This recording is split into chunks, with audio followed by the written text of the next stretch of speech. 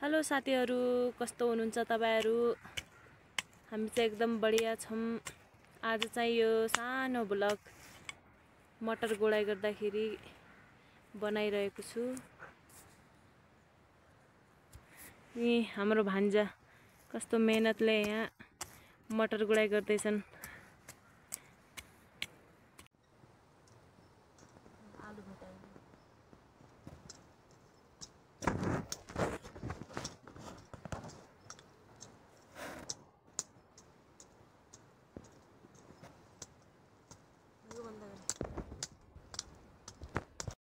घाँस भनेको सानै सानो छ, सानै सानो हातमै आउँदैन एक्लै।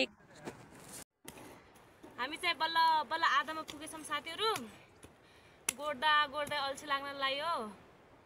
एक्लै काम गर्दाखेरि धेरै अल्छी लाग्छ। अझ त यहाँ तल पनि गोड्नु छ।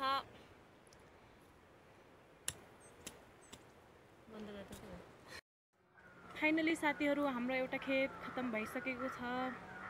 बडा मुस्किलले भएको छ भनौं। अगर तपाईहरुलाई यो भिडियो सानो ब्लग मन पर्छ भनेपछि म हजुरहरुलाई अगाडिको यो कोसाहरु टिप्न लागेको धेरै ब्लगहरु बनाएर देखाउन सक्छु। तपाईहरु हेर्दिनु होला, माया गर्दिनु होला भन्न चाहन्छु। बस।